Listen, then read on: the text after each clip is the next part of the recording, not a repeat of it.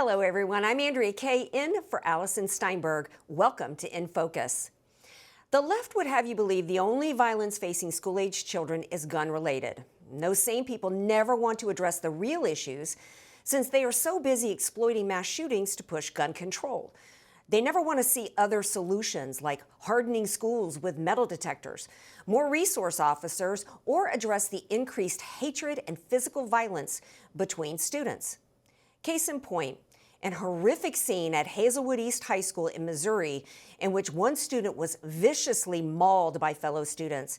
And I have to warn you, the video of the incident we're about to show is graphic and extremely hard to watch. You're in,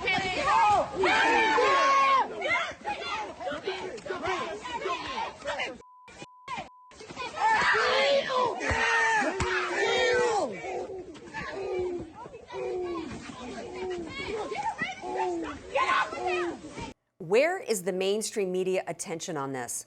I think it's safe to say, if the victim wasn't white and the perpetrator's not black, this would be receiving wall-to-wall coverage. And where was the resource officer? And what is happening at this high school in the Midwest? Here to talk about the destructiveness of DEI on our society is Dr. Carol M. Swain, Senior Fellow for the Institute for Faith and Culture. Dr. Swain, thank you for being here. Thank you. You know, Doctor, I'm just, it's heartbreaking. It's gut-wrenching to watch that video, and we debated on actually playing it, given how truly horrific it is. But don't we have to confront what's happening in the schools? And that includes the hearts and the minds of the students. Your thoughts? Well, first of all, there is an enormous amount of violence taking place among Black youth. And you heard the hooping, the noise. If someone white were to say, they're acting like animals, that person would be called a racist.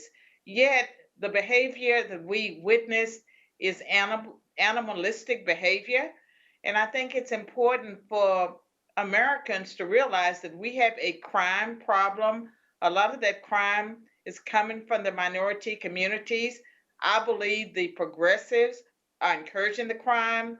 They encourage it when they don't prosecute people, when they were reluctant to arrest the 15-year-old girl that pounded the other girl's head into the pavement.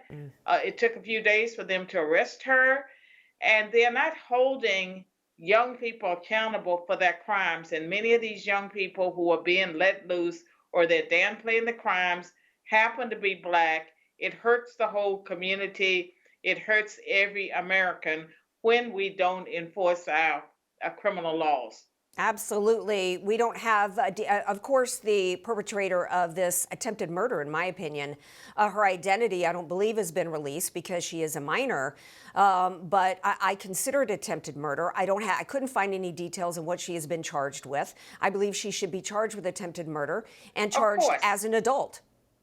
Well, let me tell you, some years ago, there was a case called Jenna 6, Jena. CNN covered it, and it had to do with a group of Black kids that attacked a white kid. They kicked him in the head with their shoes. He ended up in the hospital. They charged them with attempted murder. And Black people and white progressives from all over the country focused on Jenna, Louisiana, and they said the Black kids had been overcharged. And these were kids that later we learned, that they had been involved in violent behavior, or they were later. But it was an attempted a murder. That was how they were charged. And I know from personal experience, I had a brother who was working. He was a grown man. He was attacked by a bunch of Black teenagers in his neighborhood. They robbed him. They kicked him in the head. He died from the blows to the head, from a brain bleed. And so, yes, it is attempted murder, and that girl may never fully recover her brain functioning. Mm-hmm. Yeah, it's devastating, and I can't imagine being her family and the future that she's going to have. And I hope that there will be some kind of civil, suit as well, maybe against the school district for their responsibility in this, because they weren't the only two fighting. If you did look at the video, it was a free for all. Yeah, it was a free for all. Yeah. Now, reports are about this school district in which this high school, East Hazelwood, is a part, actually won a DEI award in 2022. And I have to conclude, Dr. Swain, you're the doctor, I'm not, that DEI contributes to, leads to, fosters hatred between students, which of course is going to be, and maybe that doesn't foster these types of violent going on between the blacks against the blacks, as you talked about, but certainly between blacks and other people. When you tell one group of people you're being victimized by this group over here, what do you expect to happen? I mean, the Democrats have been playing the race card and stoking racial hatred as a political strategy. And diversity, equity, and inclusion, I have a whole book about it, the adversity of diversity, and we see every day that title is very appropriate for what's taking place. And when you think about DEI, it's a layer on top of affirmative action. It violates our civil rights laws. It violates the Constitution. We really don't need it. And what they have been doing to Black people is, encouraging the activists to attack police officers. So you find cities where the policing is decreasing. When the policing decreases, the crime goes up. And the crime that goes up is in the Black communities.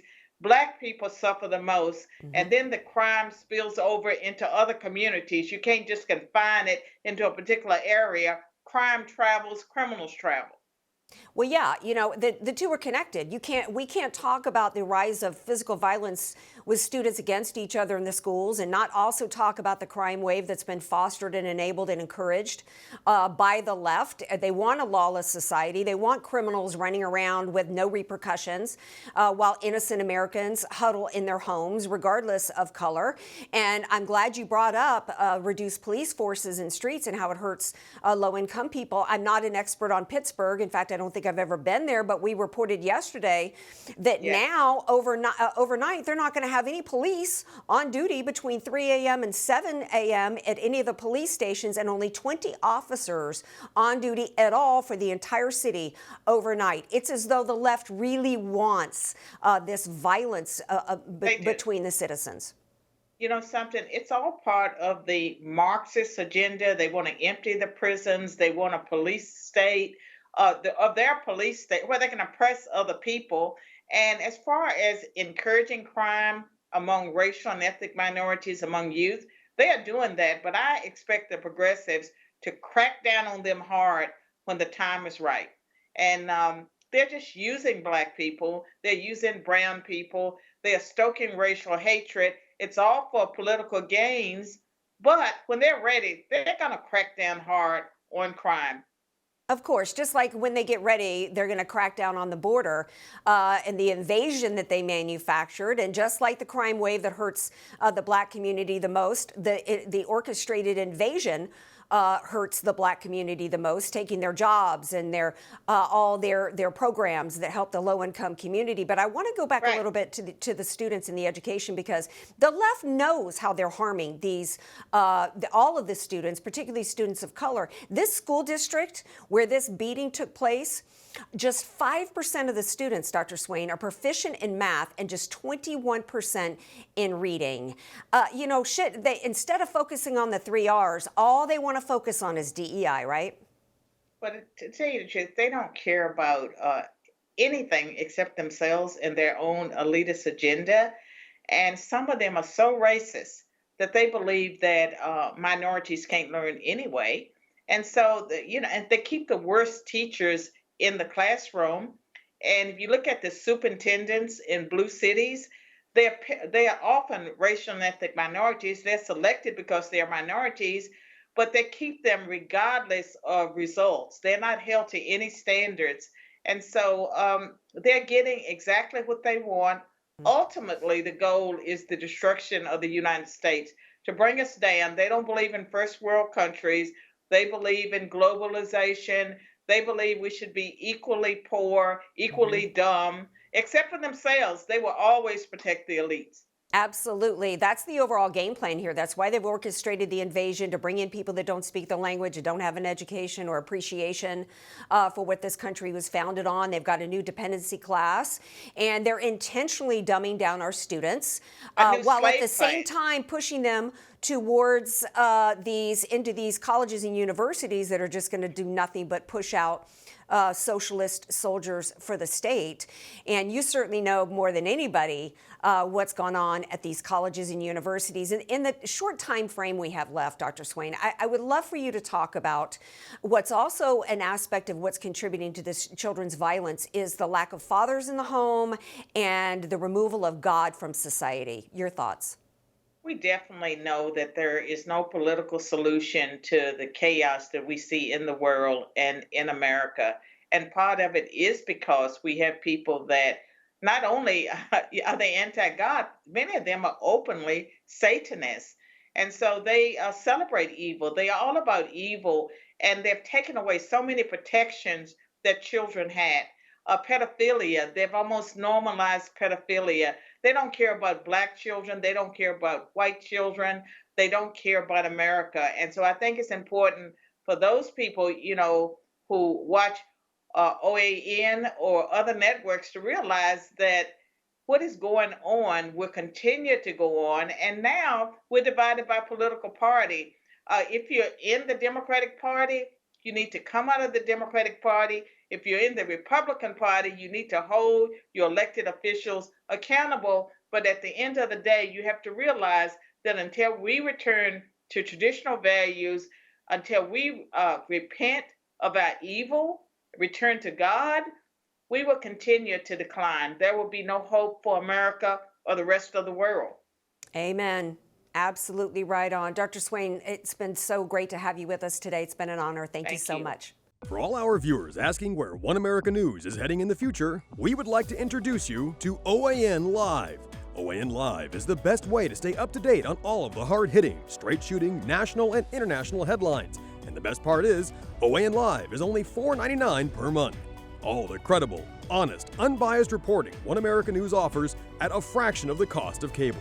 Just go to OANN.com to easily sign up for OAN Live and stay informed.